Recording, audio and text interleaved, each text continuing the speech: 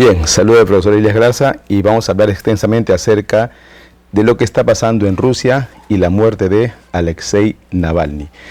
Bien, como todos sabemos, Rusia no fue la misma después de la famosa revolución bolchevique de 1917.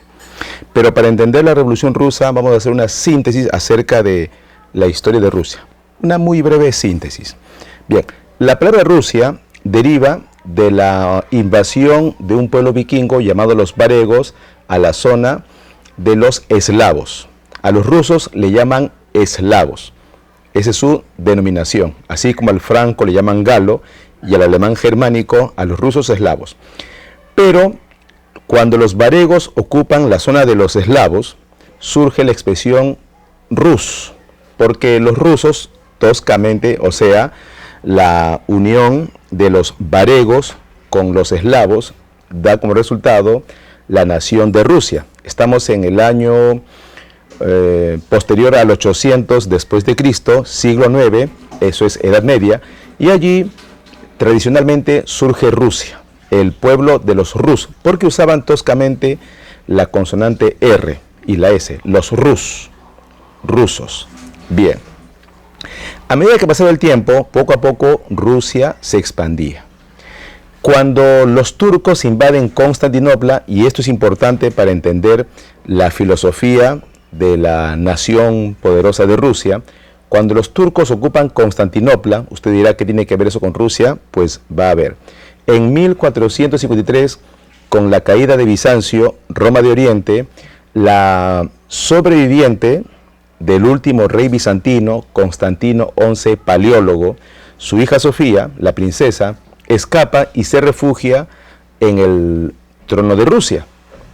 Es así que los rusos, al unirse con esta princesa descendiente de Roma de Oriente, de Bizancio, los descendientes rusos van a adoptar una dinastía, un nombre, los Romanov, o sea, descendientes de los romanos.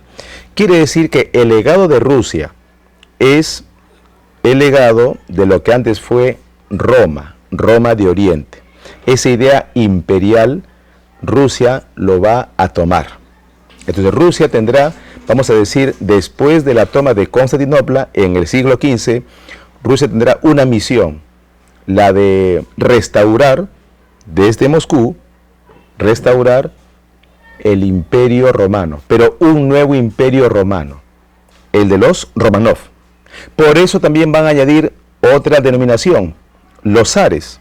Y sabemos que la palabra zar, que es el título de los reyes de Rusia, zar, proviene de la expresión César, zar, los zares, o sea, los reyes descendientes de Julio César. Recuerden que el hijo de Julio César, Octavio, fue el primer emperador.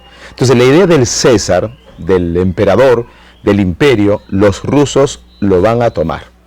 ¿Ya? Entonces Romanov, que es el nombre de la dinastía, que va a gobernar con ese título a partir del siglo XVII, y los zares. Todo esto a raíz de la toma de Constantinopla. Bien, será el famoso Iván IV, llamado el Terrible, quien va a extender la nación de Rusia. Hoy Rusia es el país más extenso del mundo, ¿no? Parece por sí mismo un continente. Bien, pero esa Rusia que le extendió el zar, el famoso Iván el Terrible, esa Rusia todavía tenía, vamos a decir, algún resquicio de barbarismo. Por eso, a inicios del siglo XVIII, con el famoso zar Pedro el Grande, él va a modernizar Rusia. Eso influenciado por la dinastía Borbón. Influenciado por los Borbones, el zar va a modernizar Rusia. Como esta es una síntesis, voy a ir avanzando un poco más rápido.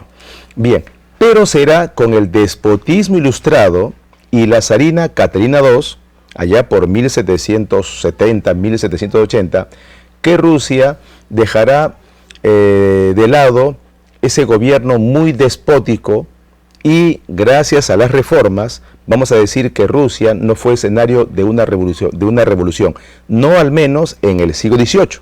mas sí será escenario de revolución Francia en 1789. Rusia no, Rusia será en otro contexto y más adelante.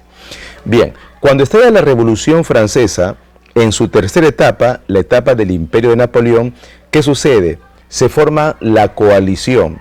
7 veces la coalición, el grupo de países que va a luchar contra Francia, 7 veces, en la cual a partir de la tercera, Rusia estará presente con el zar Alejandro I Romanov. Entonces, esa idea del, vamos a decir, del restaurar el Imperio Romano, pero ahora desde Moscú, desde Rusia, el zar Alejandro lo va a tomar. Napoleón para Rusia era un tirano y Rusia se emerge como el que va a restaurar el Imperio Romano. Por eso el zar Alejandro se enfrenta a Napoleón, incluso para algunos expertos, traiciona a Napoleón en el caso del bloqueo a los ingleses. Al final, Napoleón pierde en Waterloo, antes perdió en Leipzig, y precisamente una de las, vamos a decir, malas maniobras de Napoleón fue la de invadir Rusia, donde el frío y la técnica de la tierra arrasada hizo que la tropa de Napoleón pierda gran cantidad de soldados, cientos de miles de soldados. Bien, cae el imperio de Napoleón, surge el Congreso de Viena, pero Rusia no es el principal actor. Recuerden que el Congreso de Viena en 1814 a 1815 va a establecer un nuevo mapa debido a que Napoleón puso a toda su familia como reyes de Europa, o a casi toda su familia. El Congreso de Viena va a restaurar el antiguo régimen, pero Alejandro será un político más, no el más importante. Por eso era necesario que Alejandro, 5 años después del Congreso de Viena, establezca la Santa Alianza, cuyo principal objetivo era ser antiliberal y conservadora. Bien, incluso está bien documentado que Rusia pretendía ayudar a España enviando miles de cosacos para acabar con la campaña del sur y del norte de San Martín y Bolívar, cosa que no sucedió. Entonces, con Alejandro, vamos a decir que Rusia llega en su punto máximo. Estamos en 1821. Claro que Estados Unidos respondió con un contundente América para los americanos en 1823, la famosa doctrina de James Monroe, América para los americanos. Entonces, se puede decir que este escenario es la primera vez donde Occidente, representado por Estados Unidos, con James Monroe, y Oriente por Rusia, se enfrentan la Santa Alianza con su antiliberalismo y conservadurismo versus la tesis de América para los americanos. Años después, en Rusia, el asunto se calma y los siguientes zares no van a poder dirigir como lo hizo Alejandro I Rusia. Aparece Alejandro II, Alejandro III, Nicolás I, y así llegamos al principio del siglo XX, donde es elegido Nicolás II, el último zar. Claro, él no sospecha que será el último zar. Con Nicolás II ya el socialismo influenciaba en Rusia. La miseria de los campesinos, llamado mujik, en contraposición a la riqueza de los terratenientes, llamado kulak, y en la ciudad la influencia de los boyardos respecto al zar Nicolás II. La presencia de Rasputín, que mejoró la condición del hijo del zar Nicolás II, el último zar, que sufría de hemofilia. Todo eso será escenario, o sea, ese contexto será el escenario cuando estalle la Primera Guerra Mundial, en 1914.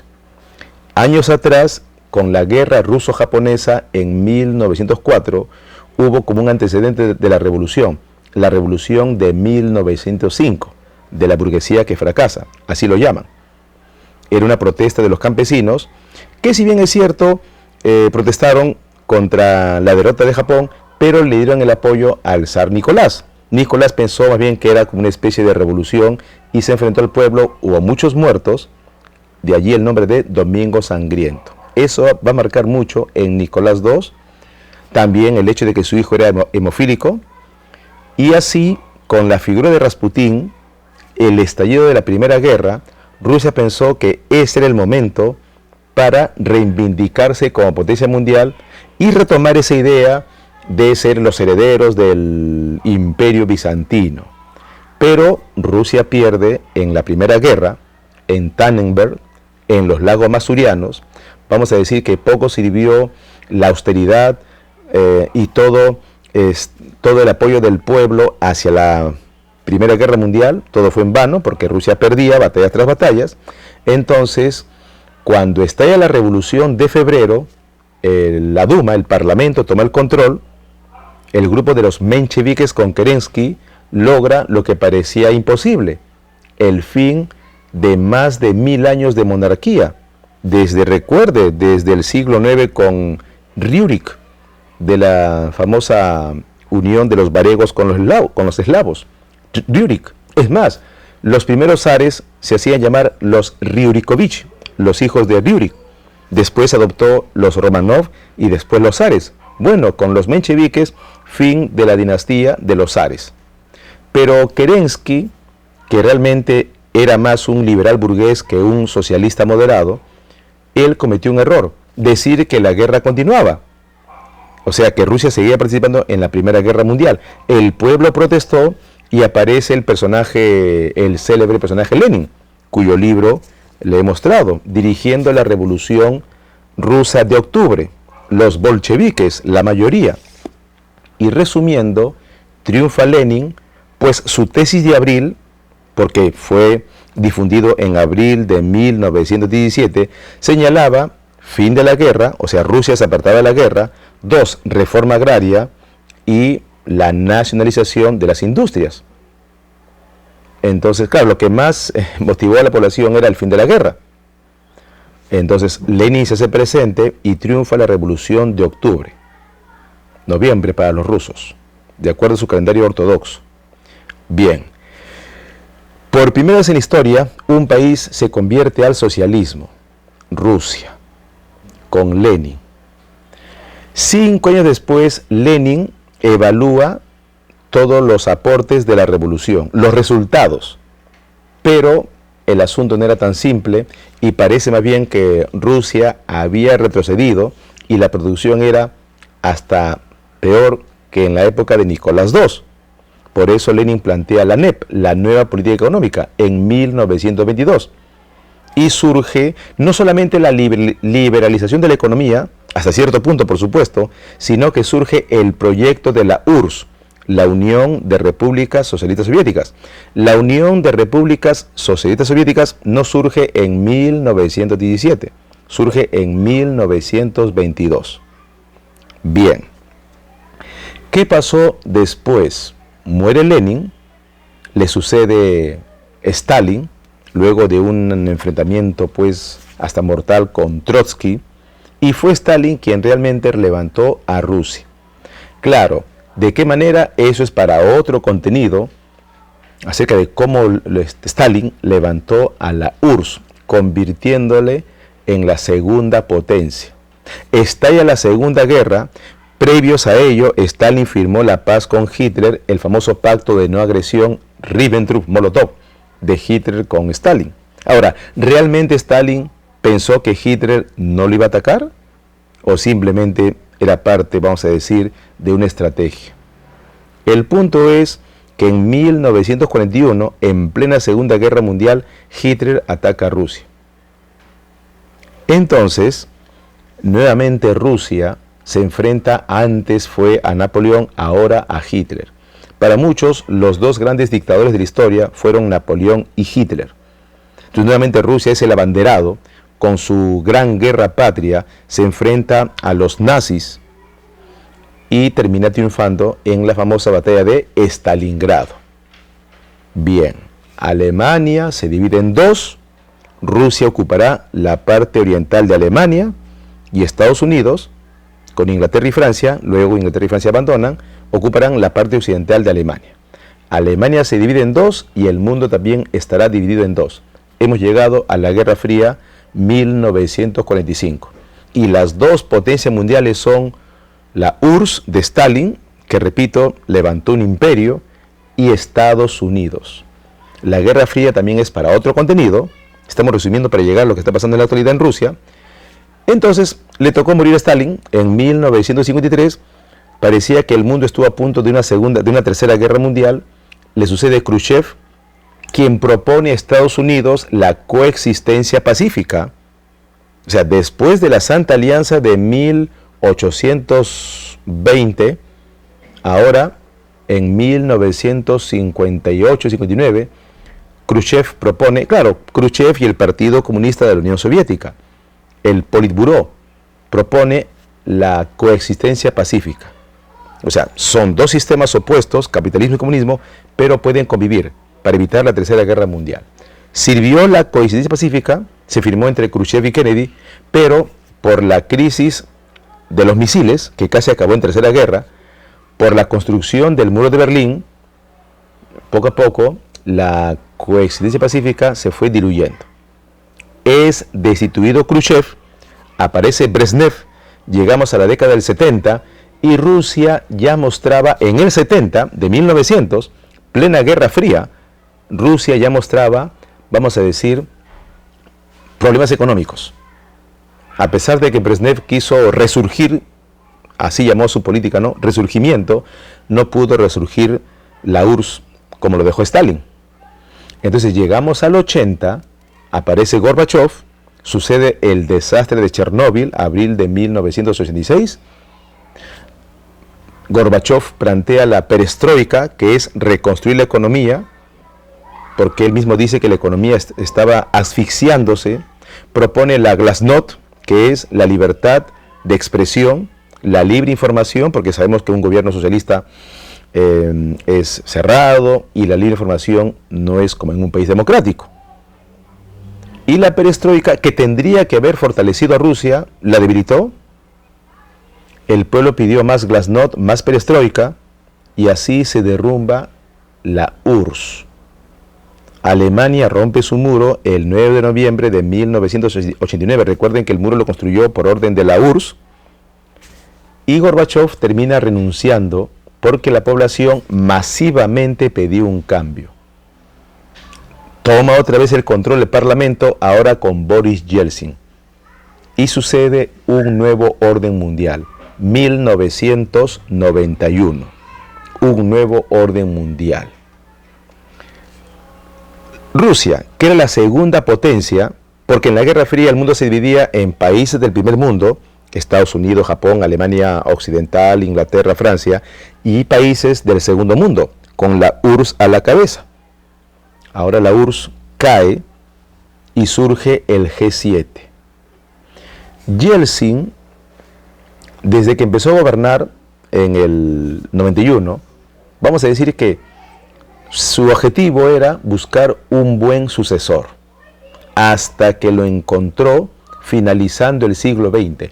En 1999, eso lo dicen los biógrafos de Putin, cierto día, cuando servicios de inteligencia le informaba a Yeltsin acerca de información, vamos a decir, selecta y secreta, Yeltsin se da cuenta que encontró al hombre que tiene el perfil para ser el político. ¿Quién es? Vladimir Putin. Entonces muchos creen que Putin sigue esa línea de los grandes zares, de los que he mencionado, Iván el Terrible, Pedro el Grande, Alejandro, luego cuando Rusia se convierte al socialismo con Lenin, Stalin, ahora Vladimir Putin. Desde el 2000, Vladimir Putin gobierna Rusia. Claro, tuvo un descanso del 8 al 12, si no me equivoco, donde fue su sucesor Medvedev quien gobernó, pero Putin fue primer ministro. Y después, solo con ese descanso, Putin está gobernando desde el 2000 hasta ahora. Se acercan las elecciones, pero sabemos bien qué ha pasado al empezar el siglo XXI. Ha cambiado el escenario. Ya no existe el mundo unipolar, donde Estados Unidos era el único país hegemónico. Ya no, con sus G7. No, en el siglo XXI no solo emergió Rusia con Vladimir Putin, sino también China. Y China hoy es aliado de Rusia, junto con Corea del Norte e Irán. Entonces, el escenario hoy es un escenario bien interesante para hacer un análisis geopolítico. El punto es que hoy se habla de mundo multipolar. Entonces, nuevamente, el conflicto entre Occidente y Oriente, el asunto no fue simple con, por ejemplo, Barack Obama y Vladimir Putin. Sí hubo, vamos a decir, una tregua cuando gobernó Trump con Vladimir Putin, allá entre 2017, 2018, 2019, hasta que llega la pandemia en el 2020. Termina la pandemia y surge la guerra de Ucrania en el 2022, 24 de febrero. Guerra que continúa. Y esa guerra ha vuelto nuevamente a encender, y por eso algunos hablan de que estamos en una nueva guerra fría. El punto es que Vladimir Putin nuevamente se ha, vamos a decir, de alguna forma aislado, pero hace poco, la semana pasada nada más, Vladimir Putin dio una entrevista a un periodista que entrevistó a Trump. Ahí está, Vladimir Putin da primera entrevista a Occidente. Y bien contundente Vladimir Putin. Él va a ganar la guerra de Corea y no le interesa otro país. Porque se habla que Rusia quiere invadir Polonia, que Rusia quiere invadir Letonia o algún país báltico. Y él ha dicho no. Y que sí o sí va a ganar esta guerra. El mensaje fue contundente. Pero eso fue la semana pasada. Bueno, el sábado nos enteramos todos de que el más importante opositor, Alexei Navalny, murió. En el 2021, Navalny viajaba en un avión alemán y se habla de que lo envenenaron con algún neurotóxico, quedó grave, se pudo curar, pero regresó a Rusia, lo mandaron a la cárcel, acusado de radicalismo, de extremismo. Alexei Navalny tal vez era el único que podía enfrentarse a Putin en las elecciones, pero fue llevado a la cárcel y hace pocos días acaba de morir, ¿no? Muere en la prisión el mayor opositor, de Vladimir Putin. Se dice de todo. Culpan al gobierno de la muerte de Navalny, pero el gobierno ha dicho claro que no adelanten opiniones, que se va a investigar y que en muy pocos días, el 15 de marzo, va a haber elecciones en Rusia y Vladimir Putin se presenta de nuevo para una reelección. Entonces, muchos analizan y dicen, pero no tiene sentido que estando a las puertas de la elección